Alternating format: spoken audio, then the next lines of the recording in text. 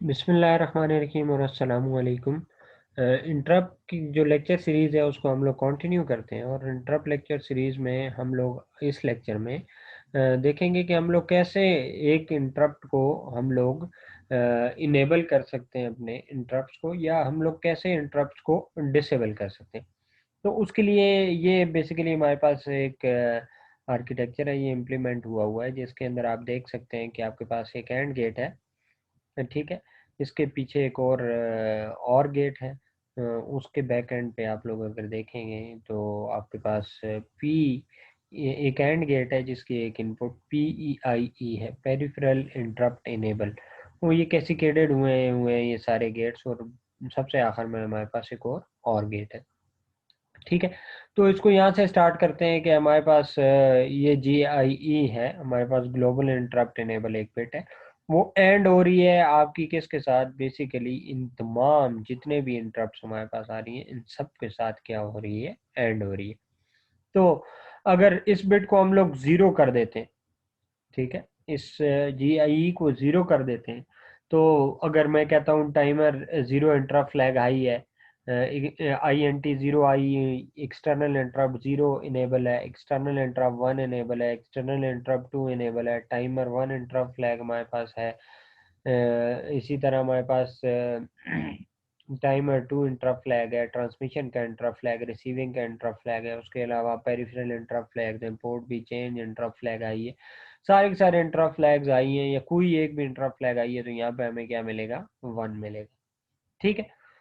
लेकिन क्योंकि GIE की वैल्यू ज़ीरो है तो हम लोग अपने वेक्टर लोकेशन जो 008 है उस पे जंप नहीं करेंगे, क्योंकि GIE की वैल्यू क्या है? हमारे पास ज़ीरो आ रही है। ठीक है। एक और केस सिनेरियो देख लेते हैं। इसी तरह हम लोग कह देते हैं कि GIE की वैल्यू वन है हमारे पास, GIE की वैल्यू वन है, और मैं सिंपल कह देता हूँ टाइमर का इंटरप्ट फ्लैग आई हो गया, तो हमें यहाँ पे क्या मिलेगा? वन मिलेगा, क्योंकि GIE की वैल्यू वन है और यहाँ पे हमारे पास एक इंटरप्ट जनरेट हुआ है। तो हम लोग किधर जंप कर जाएंगे? हम लोग वेक्टर पे जंप कर जाएंगे, 08 लोकेशन पे जंप कर जाएंगे।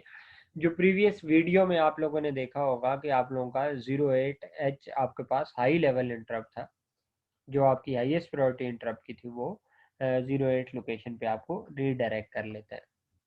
तो इसका मतलब है GIE को लाजमी क्या करना पड़ेगा? वन करना पड़ेगा। अगर कोई भी इंटरप्ट आप लोगों ने हैंडल करना है तो GIE की वैल्यू को आपको क्या रखनी पड़ेगी? वन रखनी पड़ेगी। इसका नाम क्या है? Global interrupt enable. इसका मतलब है हम लोग अपने इंटरप्ट को अगर इनेबल करना चाहते हैं तो GIE की वैल्यू को हम लोग वन रखेंगे। अगर आप लोगों के पास कोई भी इंटरप्ट जनरेट हुआ, फॉर एग्जांपल मैं कहता हूँ एक एक्सटर्नल इंटरप्ट टू जनरेट हुआ है, बाकी कोई इंटरप्ट जनरेट नहीं हुआ, तो यहाँ पे हमें क्या मिलेगा? इस और गेट की आउटपुट हमें वन मिलेगी, और दूसरी इनपुट जो इस एंड गेट की है वो वन है। बोथ इनपुट्स वन है तो हम लोग किधर जंप कर जाएंगे? वेक्टर पे जंप कर जाएंगे। अगर कोई एक इनपुट भी ज़ीरो हो गई तो हम लोग वेक्टर पे जंप नहीं करेंगे। इसका मतलब है कि ये सारे के सारे इंटरप्ट जो हैं वो डिपेंडेंट हैं GIE पे।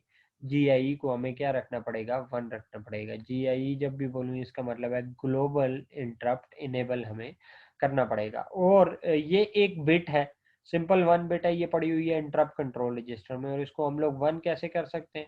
हमारा इंटरप्ट कंट्रोल रजिस्टर आपको याद हो तो इंटरप्ट कंट्रोल रजिस्टर के अंदर टाइमर ज़ीरो इंटरप्ट फ्लैग भी है। उसके साथ आपके पास एक और बिट है। ये कंप्लीट हमारे पास एक रजिस्टर होगा, इसके अंदर हमारे पास एक बिट है जिसका नाम है GIE, ग्लोबल इंटरप्ट इनेबल। इसको हमें वन करना होगा।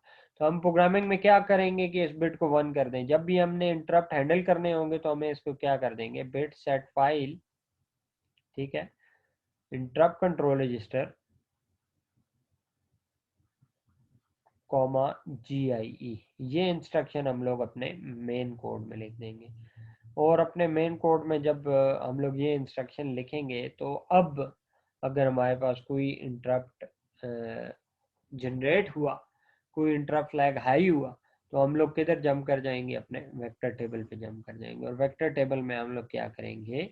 हम लोगों ने इंटरप्ट हैंडलर है, इंटरप्ट को हैंडल करेगा, वहां से रीडायरेक्ट करेगा कोड को इंटरप्ट सर्विस रूटीन पे। इंटरप्ट सर्विस रूटीन पे इंटरप्ट हैंडल होगा और वापस मेन कोड में हमारा जो प्रोग्राम है वो वापस आ जाएगा।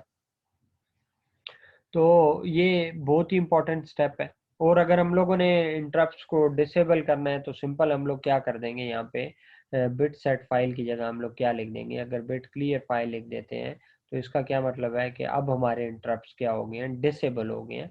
या मैं एक और कहता हूँ कि मास्क हो गए। मास्क से मुराद क्या है, डिसेबल कर देना किसी भी डिवाइस को, मास्क कर देना, उसको हम लोग अब यूज़ नहीं करेंगे, ठीक है। तो जब हम लोग बिट सेट फाइल करते हैं तो हम लोग इसको अनमास्क कर देते हैं, जीआई को हम लोग अनमास्क कर देते हैं, उसको हम लोग यूज़ कर लेते हैं। इससे रिलेटेड अगर आपका कोई भी क्वेश्चन है तो कमेंट सेक्शन में मेंशन कीजिएगा। अपना ख्याल रखिएगा। अल्लाह हाफ़िज़।